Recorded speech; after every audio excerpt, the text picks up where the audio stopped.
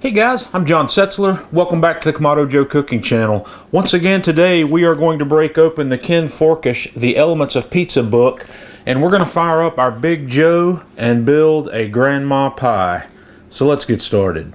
We're going to get our dough started. I'm going to use a 6-quart dough tub here. You can use any kind of container you want, and I'm going to start out with 375 grams of water that's at about 95 degrees, and that is 1.5 cups plus 4 teaspoons. The next thing we're going to do is add 11 grams of fine sea salt and 2 grams of active dry yeast. And I'm going to swirl that around, and we're going to let that dissolve, and we're going to let that sit here for about 5 minutes. Okay, after our yeast and our salt has dissolved, I'm going to add in 500 grams of flour, and this 500 grams works out to just right out about 4 cups. And to get started here, I'm just going to use my wooden spoon to kind of combine this. And after I get that fairly combined, I'm just going to go in with a wet hand and kind of mush it all together and make sure that we don't have any dry flour left behind. And this is going to be a really wet dough, so be prepared for that. And after I get all that combined, we're going to let that rest covered for 20 minutes. Okay, after 20 minutes, we're going to work our dough out of this tub onto a floured surface. And like I said, this dough is really wet, so you're going to want to keep your hands floured up. And what we're going to do now is just kind of roll this and get a coat of flour on the outside of it. And we're going to knead it just a little bit. And what I'm going to do is pull it apart, fold it over itself, turn it, pull it apart again, fold it over itself. And I'm going to do that 3 or 4 more times. And then we're going to shake a little bit more flour on there. And then we're going to knead this into just a really nice dough ball with a nice tight skin across the top. And you just turn it and fold it under with each turn, or you can put it down on your table and slide it and pull it towards you and give it a 1/4 of a turn, or you can spin it and flip it like this. You just want to end up with a nice round dough ball with a nice smooth skin across the top, just like that. And what we're going to do with that is we're going to put that back into a dough tub that's got a nice coat of oil on the inside. We're going to cover that guy up, and it's going to rise for 4 hours. Okay, I'm going to go ahead and light the Big Joe up fairly early here. We've got 4 hours to go on that dough, but I'm going to let this guy come up to temperature slowly because we want to completely heat soak this guy, and we want to settle in at around 525 or 550 on the temperature. So I'm going to light the fire, and then we're going to go ahead and set up, and I'll show you how we're going to set up to cook pizza. We're going to put the divide and conquer flexible cooking rack in place, and you can use the accessory rack if you want to in the top position, but I'm just going to use both halves of the grill grate here, and I'm going to set both halves of the heat deflector right in the middle. And you're going to want some spacers. I found these guys at the hardware store. These are black iron pipe end plugs, and they're for 1-inch pipe, or 1 1-inch pipe.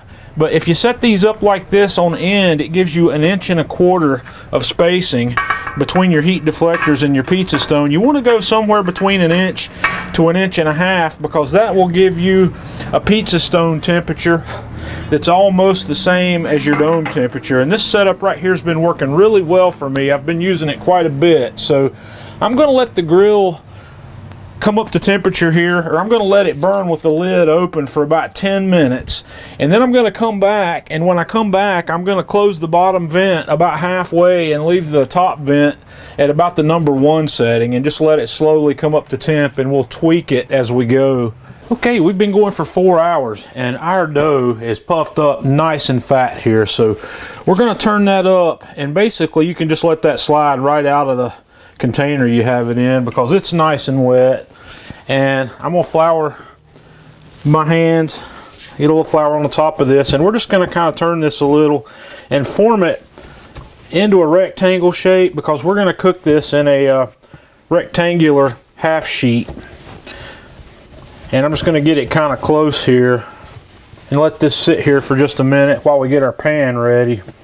Okay, I have transferred our dough to our half sheet pan, and in this half sheet pan I have about 3 or 4 tablespoons of olive oil underneath there, and I've got another tablespoon or so that we're going to spread out across the top of this crust, and then we're going to push this dough all the way out to the side edges of this pan. It might not stretch quite all the way, but what we're going to do is get it close, and then we're going to let it sit for about 10 minutes and come back and form that the rest of the way in. Okay, I let this dough sit for 10 minutes or so, and then I spread it the rest of the way out to the edge of the pan. So what we're going to do now is spread a layer of sauce on top of the dough, a kind of a thin layer, all the way out close to the edge, but not all the way to the edge. And once I have the thin layer of sauce on here, we're ready to take this to the grill for the par bake. Okay guys, our grill's settled in here just right at about 550 degrees, so I'm going to burp it a little bit. We're going to raise the lid on the Big Joe, and we're going to set this pizza pan right in the middle here. And we're going to let this cook. We're going to close the lid and let it cook for 10 to 12 minutes or so, and then we'll be back to have a look. Okay, we've been going here for right at about 10 minutes, and this is at a point where we want to take it back off. This sauce has started to caramelize, and we're getting golden brown around the edges, so we're going to pull this off and take it back in for the next step. Okay, I've brought this back in, and we're going to let it cool for about 10 minutes, maybe 15 before we move forward. Okay, we're ready to get started finishing this pizza off. So the first thing we're going to do is add more sauce. And then we're going to grate on some fresh Parmesan. And then we're going to add a healthy layer of mozzarella. And then some pepperoni. Maybe a little Italian sausage. Maybe a few mushrooms. And this is ready to go back to the grill. Okay, we're ready to put this guy back on the Big Joe, and we're still cruising along at 550. So we're going to put this on here for another 10 to 12 minutes until it's ready to go. So we'll be right back. Okay guys, we've been going a little over 12 minutes here, and this pie is looking beautiful. So I'm going to take this off, we're going to let it cool for a couple of minutes, and then we're going to cut into it. Okay guys, I've cut a piece of this, and as you can see, it's got a perfectly browned bottom crust. It's got a nice crunch to it, so let's have a taste.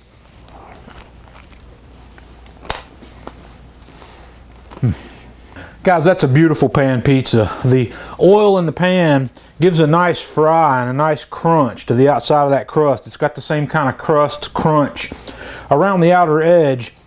The par bake process brings a really wonderful flavor to this with that first layer of sauce getting really caramelized on there. That has a really nice tomato flavor to it. So give this a try. If you don't want to do a half sheet pan on a Big Joe, you can cut this recipe into 2 quarter sheet pans and cook them on your classic.